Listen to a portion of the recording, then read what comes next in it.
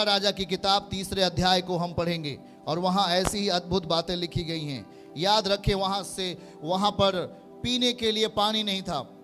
पूरी सेना जंगल में टहल रही थी और परमेश्वर का एक दास था यहोशापात, उसने कहा, और एक राजा था यहोराम, दोनों एक साथ में थे और उसकी पूरी सेना शत्रु को हराने के लिए जा रही थी। पर पूरी सेना और जानवर जो घोड़े थे उनके प्यास के मारे दुर्बल हो रहे थे। यहोशापात ने कहा, वहां कोई पानी नहीं है क्या? सब कुछ रेतीला भूमि है, सब कुछ रेतीला है, वहां पानी नहीं है। प्यास के मारे युद्ध करना, युद्ध जीतना असंभव है। हम युद्ध नहीं जीत पाएंगे क्योंकि प्यास है, प्यास लगी है। प्यास लगने से शरीर दुर्बल होता है। वहां पर क्या कहा गया और उन्होंने क्या किया? देखो यहां पर जैसे ही हम दूसरा राजा 3 अध्याय और उसके 15 पद को हम पढ़ेंगे। वो परमेश्वर के दास के पास जाते हैं। किसके पास जाते हैं? परमेश्वर के दास के पास। आपके पास प्रॉब्लम है, किसी संसार के व्यक्ति के पास जाने से भला है कि हम परमेश्वर के दास के पास जाएं। याद रखो, ये आपकी बुद्धिमानी होगी। आमीन बोलो। 15 पद में लिखा है, अब कोई प्रभु के दास ने कहा, वो एक नबी थे, उनका नाम एलीशा है। यहोशापात ने कहा, हे प्रभु, पूरी सेना प्यास के मारे टूट रही है, जानवर टूट रहे हैं, युद्ध कैसे जीत पाएंगे हम? शत्रु हमें हरा देंगे। वो लोग निराश थे और जब वो परमेश्वर के दास के पास गए तो परमेश्वर के दास ने क्या कहा? देखिए 15 पद में वो लिखा है, अब कोई बजाने वाला मेरे पास आए और वो बाजे को बजाए, बाजे को। और जब वो बाजा बजाने लगे तो परमेश्वर की शक्ति एलीशा के ऊपर प्रकट हुई और उसने कहा 16 पद में, इसने इस नाले को, जो वहां रेतीला है, कोई पानी नहीं है, उसने कहा इस नाले में तुम लोग इतना खोदो कि इसमें गड्ढे ही गड्ढे हो जाए। 17 पद में लिखा, क्योंकि यहोवा कहता है, तुम्हारे सामने ना तो वायु चलेगी। याद रखना, जब बरसात होती है तो हवाएं चलती हैं, बादल घिरते हैं, ये सब प्रक्रिया हम देखते हैं, हाँ या ना?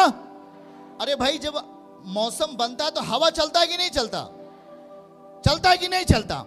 देखो यहां पर क्या लिखा है, परमेश्वर क्या कर रहा है हमारे आपके लिए। वहां लिखा है, परमेश्वर के दास ने कहा, यहोवा कहता है, तेरे सामने ना तो हवा चलेगी, ना तो वर्षा होगी, ना तो हवा चलेगी, ना तो वर्षा होगी, तो भी यह नाला पानी से भर जाएगा और अपने गाय बैल पशुओं समेत तुम पीने पाओगे।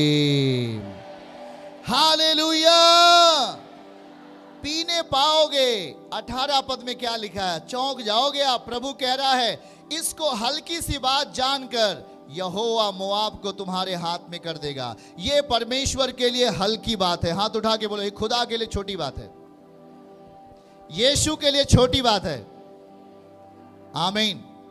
याद रखो, उस नाले में पानी नहीं था, वहां सूखा था, रेतीला था पूरा।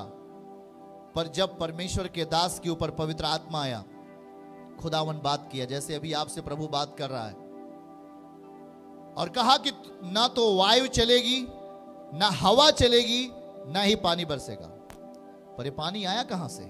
बाइबल कहती है कि पूरी तरीके से लिखा है कि न वायु चलेगी, न वर्षा होगी, तो भी यह नाला पानी से भर जाएगा। वैसे ही होगा। अगर आप उस पर भरोसा रखते हैं हमारे भाई और बहनों, तो प्रभु ऐसे ही आपके लिए करेगा। शायद कमाने वाला कोई नहीं है, शायद खेत थोड़ा ही है, जमीन थोड़ा ही है, घर बनाने के लिए पैसा नहीं है, आपके परिवारों में परेशानियां दबदबा बना रही हैं, पर प्रभु कहता है इतना हो जाएगा कि भर जाएगा। पैसा आने के लिए साधन दिखाई नहीं देता होगा, पर पैसा आएगा कहां से? यह प्रभु कह रहा हो जाएगा। आपके पशु, आपके जानवर दुर्बल हो गए बीमारी के कारण, पर कहता है अगर तू मेरी शिक्षाओं को अपने अंदर ले रहा है तो सुन, तेरे जानवर सबसे हष्ट पुष्ट होने वाले यीशु मसीह के नाम में। आमीन, हालेलुया। क्या इस आशा के लिए जोरदार ताली बजाएंगे? क्या इस वचन के लिए? याद रखो, वो सामर्थी और अद्भुत परमेश्वर है। आमीन। जहां कोई आशा नहीं थी, जानवर प्यास के मारे कमजोर हो रहे थे, युद्ध जीतना तो असंभव, इंसान भी जिंदा नहीं रहते। मोआब जो कट्टर विरोधी थे, वो पूरे इजरायली सेना को, परमेश्वर के लोगों को मार डालते। पर याद रखो, जब खुदावन ने कहा मैं तुझे ऐसा जल दूंगा कि तू कभी सोचा नहीं होगा। अभी तक तो हवाएं चलती हैं और बरसात होता है, अभी तक तो जो हवाएं चलेंगी उससे मौसम बनेगा और तब आप लोग कहेंगे कि हाँ बरसात होगी। पर प्रभु कह रहा है मेरे बेटे और बेटियों कि हो सकता है ये संकेत ना तो हवा चले, ना ही तो बारिश हो, ना तो हवा चले, ना ही तो वर्षा हो, पर पानी आपके घरों में, पानी आपके फैमिली में ब्लेसिंग के रूप में आ जाएगा। हालेलुया। आशीषों के रूप में। कोई आशा नहीं दिखाई दे रही है। कैसे होगा मेरा घर, कैसे बनेगा, हमारा बेटे के जीवन में क्या होगा, पढ़ा लिखा कम है, कैसे नौकरी को पाएगा, कैसे सर्विस को करेगा, मेरे परिवार के लिए बहुत सारी तकलीफें हैं, ऐसा बोल करके आप अपना ध्यान उस तमाम उन चीजों के ऊपर आप लगाते हैं। मैं तैयारी कर रहा हूं, कैसा होगा, मेरी बेटी पढ़ रही है, कैसा होगा, हाँ आपकी जमीन आपको कैसे मिलेगी, मुकदमा कैसे फाइनल होगा, कर्ज कैसे खत्म होगा। ये वैसे ही है जैसे मैं आपके सामने पढ़कर सुनाया। आंसू बहा करके आप परमेश्वर के सामने जब आते हो, उसके सामने अपने आप को नम्र दशा में अपने आप को खुदा के सामने लेके आते हो, तो याद रखो परमेश्वर वो काम करेगा जो कोई नहीं कर सकता। वो हर एक असंभव कामों को संभव में करने वाला परमेश्वर है। याद रखो, असंभव काम उसके सामने जब आते उसे वो संभव बना सकता है, बना सकता है। बताओ जरा, न हवा चली और न बारिश हुई और पूरा नाला पानी से क्या हो गया। प्रभु कहते ये मेरे लिए छोटी सी बात है। जहां आशा नहीं था पानी का, वहां पानी आ गया। जहां आशा नहीं था आशीर्वाद का, वहां आशीर्वाद आ रहा है। जहां पर चंगाई की कोई आशा नहीं थी, वहां छुटकारा हो रहा है।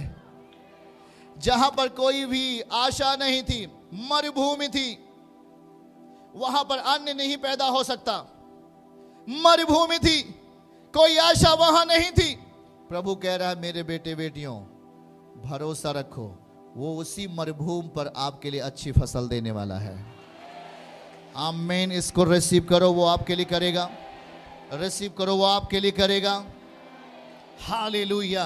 चर्च की सभी प्रार्थनाओं को और परमेश्वर के दास के द्वारा टीचिंग सुनने के लिए और अपडेट्स को जानने के लिए हमारे इस चैनल को सब्सक्राइब करें और साथ में बेल आइकन को दबाएं, ताकि जब भी लाइव प्रार्थना हो तो सबसे पहले आप देख सकें।